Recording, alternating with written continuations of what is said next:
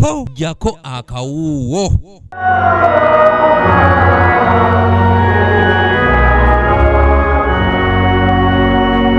Okusoma misa ya Easter Monday ku Ekereziya St. Charles Lwanga kukulembeddwamu bwana mukulu w'ekigo ky'ekyabakadde Father Pierre Kisangani ngeno yeetabiddwamu abakulisito nkumu abatenderezza ennyo abadde Ssaabasumba w'essaza ekkulu erya Kampala Dr. Cyprian Kizito Lwanga ng'ono bamwogeddeko ng'omusajja abadde omugabi ate nga tasosola mu ddiini ng'abadde ayamba n'abasiraamu okuzimba emizikiti. Tali mu busosoze musajja wa kisa tenga afaayo nnyo tenga tasosola mu ddiini kubeera nali sinajja kunaye ng'owulira nti abasiraamu ayinza okukwata ssente n'abawa kulaakulanya emizikiti abakulisitaayo abawa. Wabula abalala bamativu nnyo n'okufa kwa Ssaabasumba ku lunaku olwokutaano olutukuvu nga bagamba nti ono yazuukidde ne Kristu ku lunaku olwa Pasika. Tutte namba 5 waffe ku lunaku namba 5 w'ensi eno yakomererwa ku musaalaba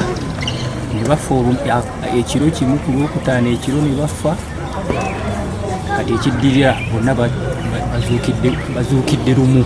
N'olwekyo wano tulina essuubi naye ku covid w'omwaka oguwedde Easter y'omwaka oguwedde twali tumukizikiza nga tetumanyi na gye tulaga. Bwana mukulu w'ekifo kino Father Pierre Kisangani ategeezezza ng'ekitundu bwe kikubiddwa omuggo n'okusingira ddala mu byenkulaakulana okubunyisa eddiini ssaako n'okulwanirira obwenkanya. Abadde atukolamu mulimu enkulaakulana ey'ekitundu kino era evudde ku ye ng'okusookera ddala Keleziya eno okiraba nti Keleziya eno era yagizimba naye ebyo byonna byonna tugenda okubisubwa ate n'essomero tugenda kusubwa waliwo n'ebibiina ebyatandika nga Wekembe Kurudep n'ebintu ebirala. Mu ngeri emu omulabirizi w'obulabuzi bw'emukono James William Ssebaggala asaasidde Keleziya mu ggwanga ate n'ensi yonna okutwaliza wamu olw'okuvibwako Ssaabasumba. Azimbidde Keleziya akoze ebintu bingi ate abadde okula eggwanga lyaffe. So tusaaliddwa nnyo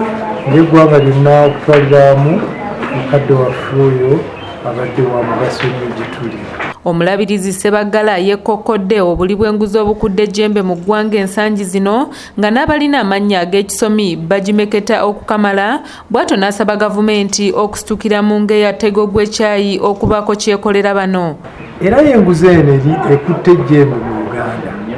Abantu bali enguzi bakkiriza Yesu takkiriza muntu kulya nguzi, Yesu takkiriza kulyaza amaanya, Yesu takkiriza kumpanya, naye abantu babikola ng'ate bakristaayo batambula ne Yesu ne baba nga tebamutegeera. Patirisi Kyewalabye yakusakidde eggulire lino ku lwa ABS Television.